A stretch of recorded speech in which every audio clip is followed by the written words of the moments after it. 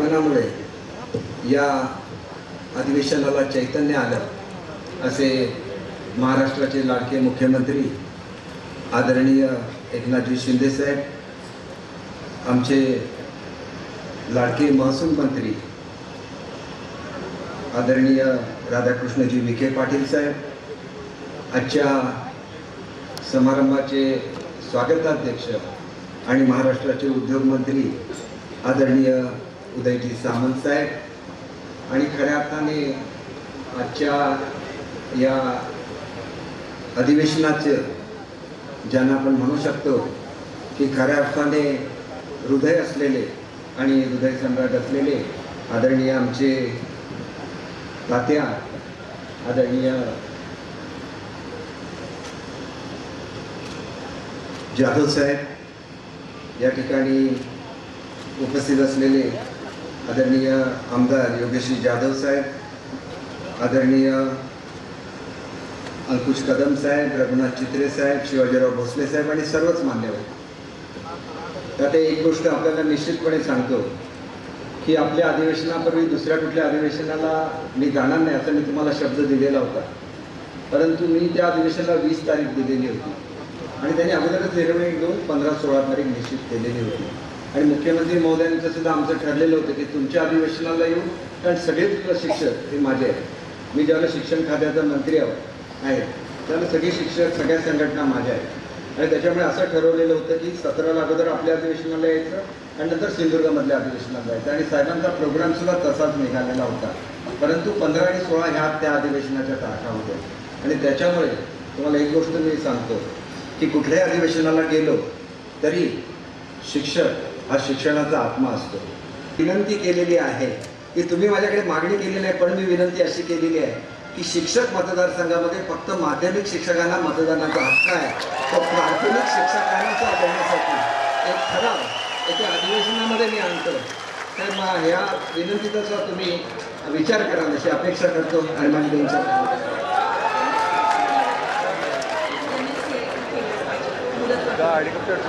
आणि नवीन नवीन प्रश्न माझ्याकडे येत आहेत. मी थोरात साहेब आपल्यावर बसेल आणि मग आपण बोलून सगळं करूया. सगळ्याच गोष्ट इथं करायला लागलो मग तुम्ही परत काय घेऊन जाणार त्या मीटिंगमधून असा प्रश्न उपस्थित राहील. आणि म्हणून आम्ही आपला सुद्धा MSCITचा जो प्रश्न आहे तो मी मुदतवाढीचा प्रश्न ज्यावेळेला थोरात साहेब मला रागवले होते, आधी आमच्या मेळाव्याला का नाही आला. त्यांचा राग आधी गेलेला त्यांनी मला सांगितल्यानंतर व्यवस्थित मीटिंग ऑर्गनाईज करून तुम्ही जे जे सांगाल त्याच्यावर सगळ्यात विचार करून आवश्यक ते निर्णय आम्ही घेऊ. एवढंच. शिक्षण खातं ज्यावेळेला माझ्याकडे आलं त्यावेळेला मी जाहीर केलेलं होतं की माझं जर कुठलं लक्ष असेल तात्या तर ते विद्यार्थी आहे. विद्यार्थी हा शिक्षणाचा आत्मा असतो आणि विद्यार्थ्यांना न्याय कोण देत असतो तर तो शिक्षक असतो. त्यामुळे ज्या दिवशी मी माझ्या खात्याची सूत्र हातात घेतली त्यावेळेला जाहीर केलेलं होतं की विद्यार्थ्यांसाठी क्वालिटी एज्युकेशन म्हणजे त्यांच्यासाठी चांगलं शिक्षण देत असताना सगळ्यात अगोदर मी शिक्षकांचे प्रश्न सोडवीन आणि तात्या त्याला मी सुरुवात केली. मी एकमेव शिक्षण मंत्री असा आहे की 18 वर्ष जे पेंडिंग होते ते सगळे प्रश्न एका फटक्यामध्ये या शासनाने सोडवले. आणि त्याच्यामागे कोणाची प्रेरणा असेल तर ती प्रेरणा आपले मुख्यमंत्री आणि उपमुख्यमंत्री महोदयांचे होते. ज्या दिवशी शिक्षक दिन होता त्या दिवशी मला बोलवून एकनाथ शिंदे साहेबांनी एकच गोष्ट सांगितली की शिक्षक दिनाच्या दिवशी मी जे भाषण करेन ते शिक्षकांसाठी असेल आणि त्या शिक्षकांचे सगळे प्रश्न सोडवण्याची जबाबदारी ही तुझ्यावर असेल. आणि हे सांगणारे पहिले मुख्यमंत्री मी बघितले असतील आणि त्यांचं नाव कुठलं असेल तर ते एकनाथ शिंदे साहेब आहे. आणि म्हणून तुम्हाला मी सांगतो की केवळ तुम्ही असं मला सांगितलं की 6 महिने उपाशी राहून शिक्षकाचा पेशा चालवता येतो का हा बघा म्हणून, परंतु 18 वर्ष खाजगी संस्थातले शिक्षक हे 2-4 हजार पगारावर त्या ठिकाणी राबत होते. आमचं शासन पहिलं शासन आहे की ज्यांनी एका फटक्यामध्ये 61,000 शिक्षकांचा, माध्यमिक शिक्षकांचा प्रश्न सोडवला. त्यांना 1100 कोटी रुपये हे आम्ही मंजूर करून दिले.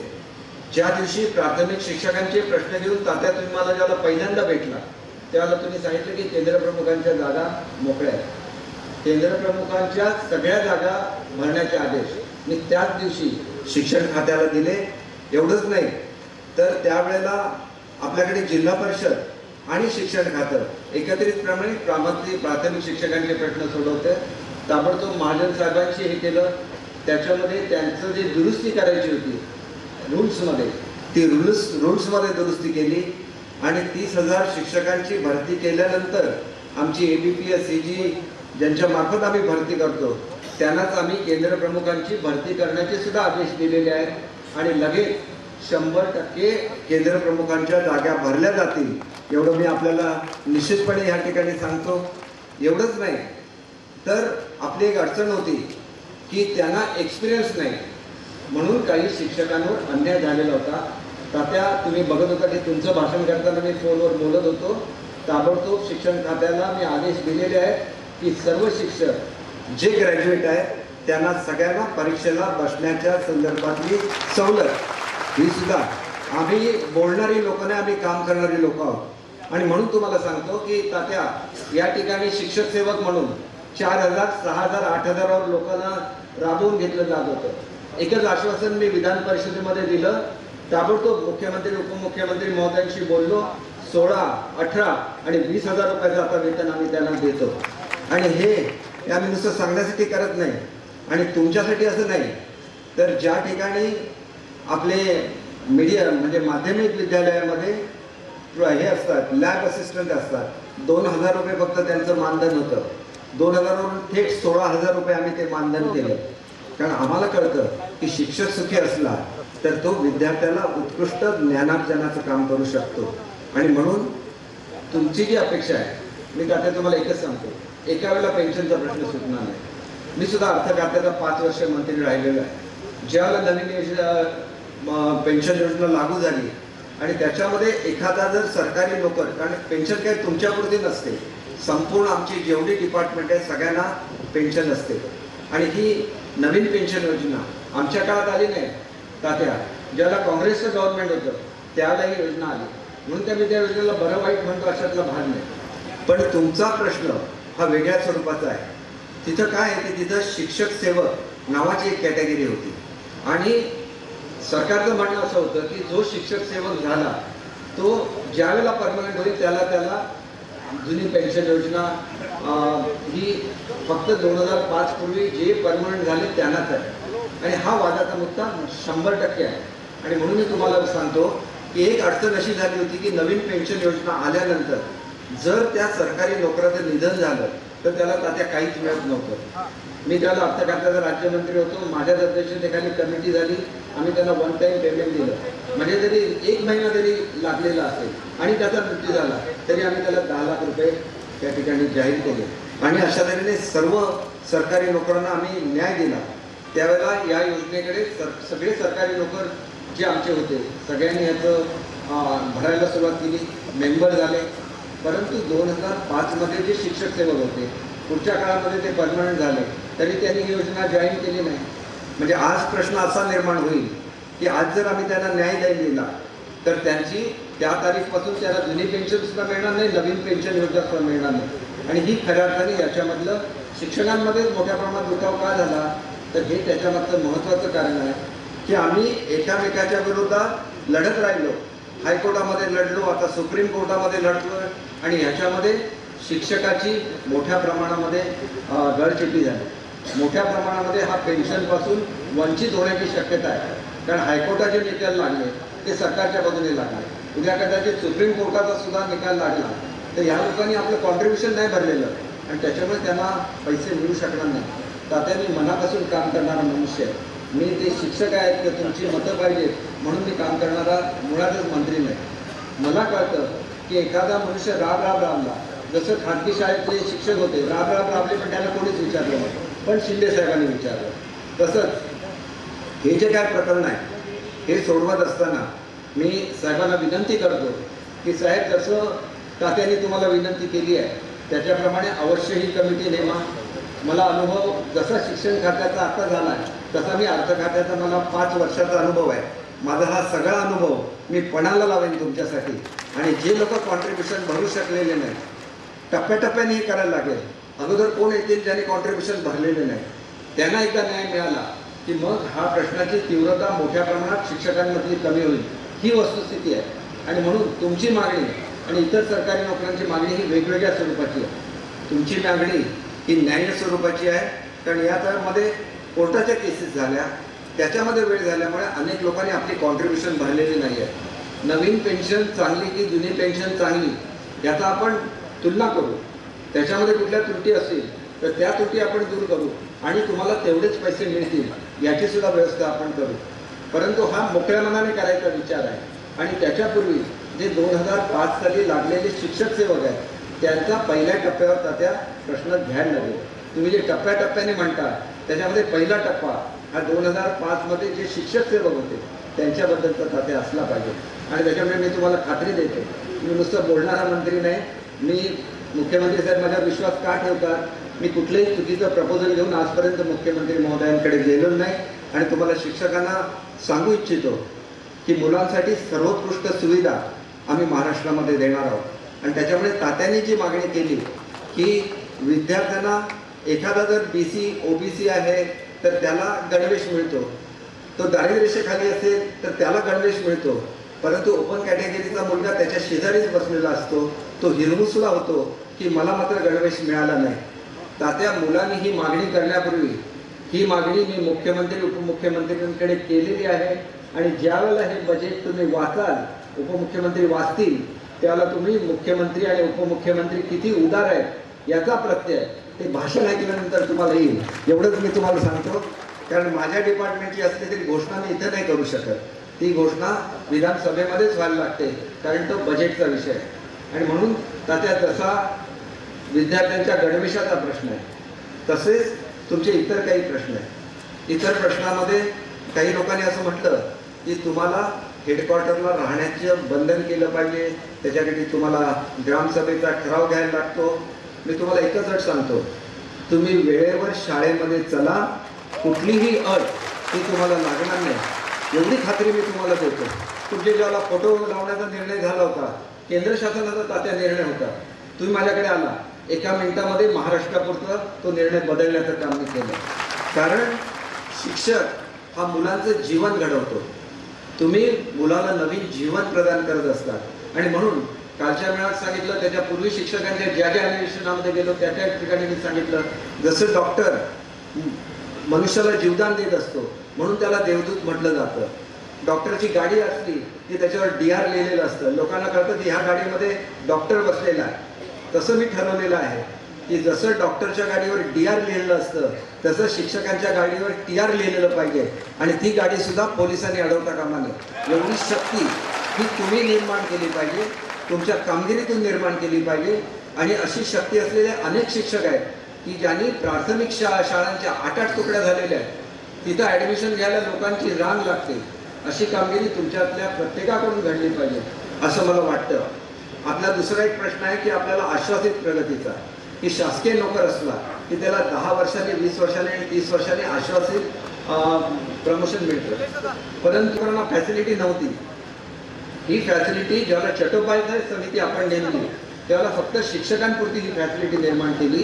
त्याच्यामुळे तुमचे हे वेगळे आहेत आणि शासकीय इतर नोकरांचे विषय वेगळे राहिलेले आहेत. मी तुम्हाला सांगू इच्छितो की शिक्षण खात्याने आपली शिफारस अर्थ खात्याकडे केलेली आहे की इतर सरकारी नोकऱ्याप्रमाणे 10 आणि 20, 30 ही आश्वासित प्रगतीची योजना ही शिक्षकांना सुद्धा लागू करावी.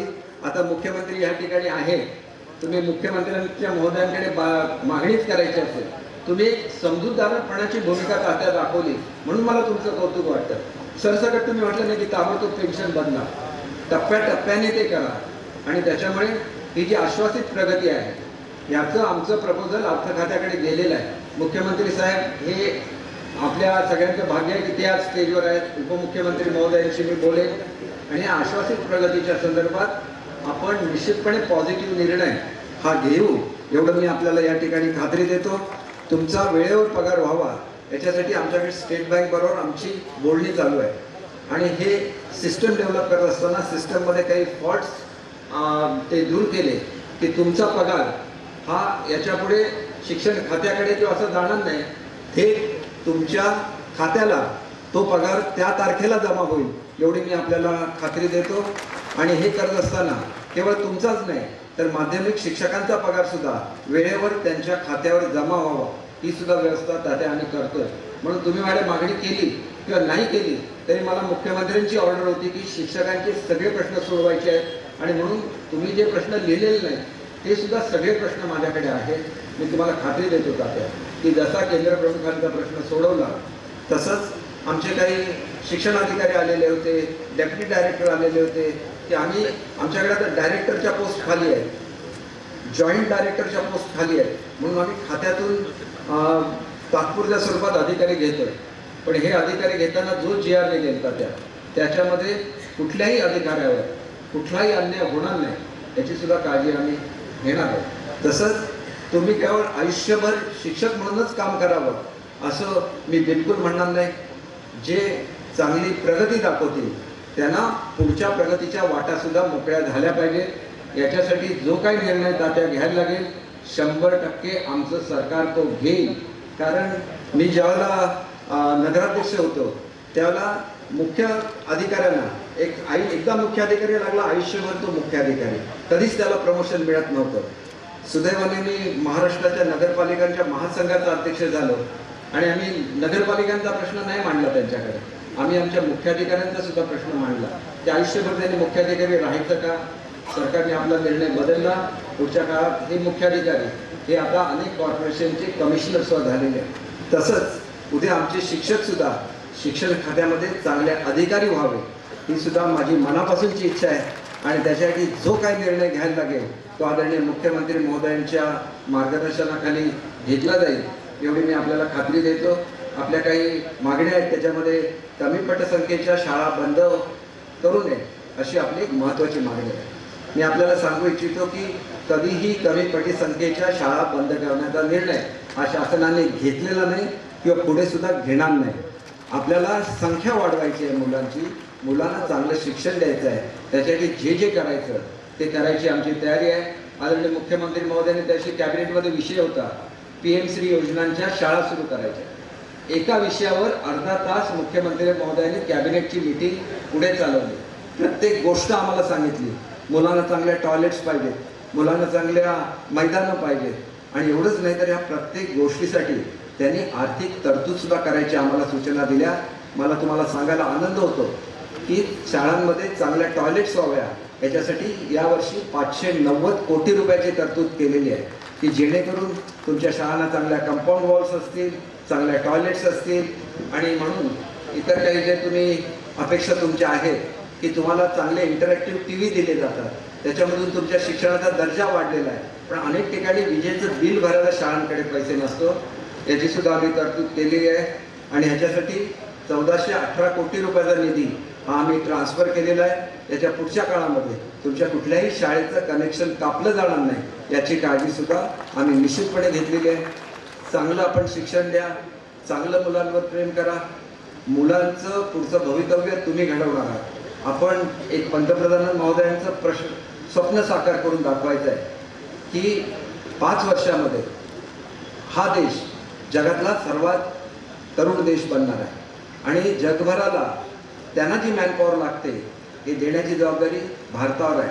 आणि म्हणून नवीन शिक्षण पद्धती आली. आपल्याकडे अंगणवाडी असते, आपल्याकडे ज्युनियर सिनियर KG नसते. पुढच्या काळामध्ये प्री प्रायमरी म्हणजे ज्याला आपण बालवाडी म्हणतो, ज्युनियर KG, सिनियर KG, पहिली आणि दुसरी म्हणून 5 वर्ग हे प्री प्रायमरी असणार आहे. त्यानंतर 6वी, 7वी आणि 8वी हे प्रायमरी असणार आहे. 9वी आणि 10वी हे सेकंडरी असणार आहे आणि त्याच्यानंतर ज्युनियर कॉलेज 11वी आणि 12वी असणार आहे. व्यावसायिक शिक्षण हे प्रत्येक मुलाला दिलं जाणार आहे. शिक्षण पद्धतीमधला हा जो बदल आहे तो तुम्ही समजून घेतला पाहिजे. आम्ही अनेक कंपन्यांशी असे करार केलेले आहेत की त्याच्यामध्ये आमच्या 11वी 12वीच्या मुलांना ट्रेनिंग दिलं जाईल आणि तो शाळेतून बाहेर पडला की त्याला 1 वर्षाचा कार्यानुभव दिला जाईल आणि थेट तो नोकरीवर जाईल. त्याच्यामुळे मूल शिकलं की ते डॉक्टरच झालं पाहिजे, इंजिनियरच झालं पाहिजे, हा जो समज आहे ह्याच्यातून आपण बाहेर पडतोय आणि त्यांनी व्यावसायिक शिक्षण घेतलं पाहिजे. तुम्हाला एक साधं उदाहरण देतो आणि मी माझं भाषण संपवतो. आपल्याकडे एका वायरमनचा पगार हा 40,000 रुपये महिन्याला असतो आणि जर्मनीमध्ये 40,000 रुपये दिवसाचा पगार एखाद्या वायरमॅनला असतो. आणि म्हणून शिक्षक म्हणून आपल्याला काय सांगायचं असेल आणि तुमच्या खात्याचा मंत्री म्हणून सांगायचं असेल तर एकच गोष्ट मुलांना शिकवा, ती म्हणजे डिग्निटी ऑफ लेबर. कुठलंही काम करण्यामध्ये कमीपणा नसतो.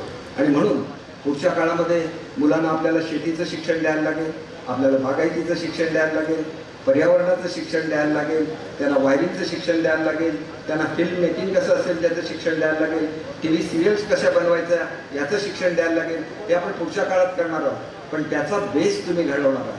त्या मुलाच्या मनात आवड निर्माण करण्याचं काम तुम्ही करणार आहात.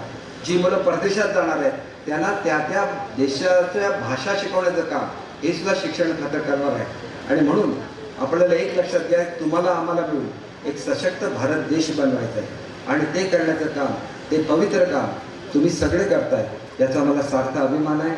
आणि म्हणून मी या ठिकाणी भाषण करत असताना मुख्यमंत्री महोदयांनी सांगितलं की ज्या ज्या समस्या आहेत त्याच्याबद्दल तू बोल म्हणून. आणि म्हणून आता जाहिरात निघालेली आहे. 30,000 शिक्षकांची भरती ही ताबडतोब 2 महिन्याच्या आत केली जाणार आहे, जेणेकरून तुम्हाला याच्यामध्ये रिलीफ मिळेल. साहेब, दुसरा एक प्रश्न असा असतो की आदरणीय मुख्यमंत्री महोदय शिंदे साहेब, जरा साहेब असं असतं की जरा एकच मिनिट साहेबांशी बोलतो. साहेब, माध्यमिक शाळेचे जे शिक्षक असतात ना, एकाच ठिकाणी आयुष्यभर ते काम करतात, उत्कृष्ट शिक्षण देतात. मग प्राथमिक शाळेचा शिक्षक ते करू शकत नाही का?